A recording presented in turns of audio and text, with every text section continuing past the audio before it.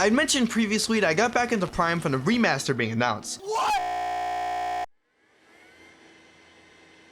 And although this is a video talking about the original GameCube version, with the remaster being out, I kind of have to mention it. That being said, I'm just going to be giving my quote-unquote review for this version of the game in particular, since if I went over every single notable difference I found while playing it, then it would get pretty redundant. Like, wow guys, they removed the reflection off this very specific shiny object and chose the ruins? I can't believe it! Also, I would prefer if most of you watching this experience this particular version of the game for yourself. If you're this far into the video and haven't, I mean come on, it's a Nintendo game for $40 new. It's as accessible as it'll ever be. Either way, but there is no better place to start than with the graphics. Oh my gosh.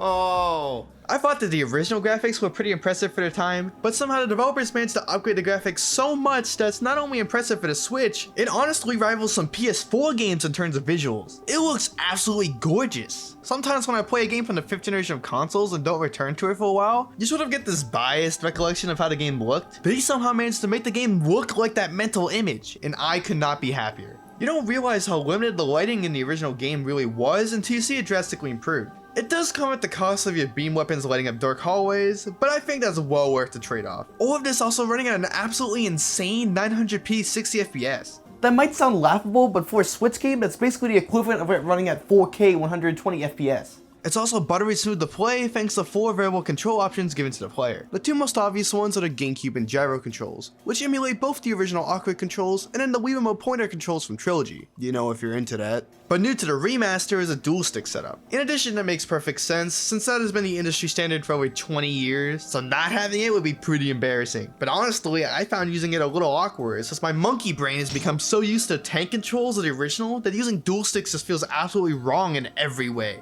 Plus, needing to hold on a button or to swap the visor and beam selections just feels less intuitive in general to me. Thankfully though, the developers kept all this in mind with the hybrid control option, which keeps the same tank controls as the original, but with all of the motion control quirks of the other options. And holding R to free aim while standing still has been replaced by a gyro aiming button, which I am a big fan of. Even if you somehow want even more control options, you can enable many more, like the ability to free aim while locked on using both gyro and the second stick, and the sensitivity for every joystick axis and gyro based movement. Essentially, any controller option that the series has ever had is present in this game to some extent, except for the tapping on the screen to shoot trash from first hunt, I guess, which is an egregious exclusion. 0 out of 10. Both of those major improvements to Remastered only makes it miles better than the original in my opinion. If you were to pick up Metroid Prime now, then I would 100% recommend the Remastered. There exists some every quality of life improvements, like certain destroyable parts in the environment meant for collectibles will stay destroyed so you know if you've collected it without needing to waste time and items. They also added all of the quality of life improvements from Trilogy, like the spring ball, but that's outside the scope of this video. But there are some changes specific to the remaster that I didn't like, so let's talk about those. The first thing I'll point out are the doors. They literally took out all the depth from them. Game ruined. Alright, I'm memeing, that one doesn't count. But in actuality, the one thing that I genuinely thought was worse was the thermal visor. I'm not sure why, but they added some sort of ghosting effect to it, which makes the act of seeing in the dark even more annoying than it already was. I actively didn't like having the visor equipped at any time, since it really disoriented me when you're being forced to use it. Like the escape sequence in the space pirate base. It ends up becoming more of a miserable slog than it was before. But aside from that, I guess the scan icon for each item feels kind of dull without the Chozo symbol on them, but that's starting to get pretty nitpicky. Remastered is an incredible revamp of the original game that I think fixes every major issue I could think of. It makes it much more accessible to modern players, without losing what made the original game so challenging and fun in the first place. It feels weird to me just how much better this remaster is, since I used to think that Prime 1 really didn't need any upgrades at all, but I guess that's just the beauty of a good remake.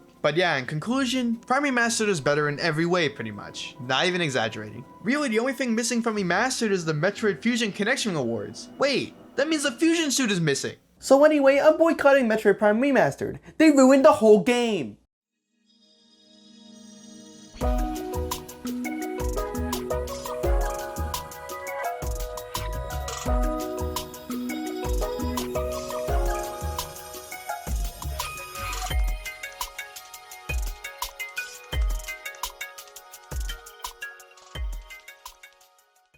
Come on. What?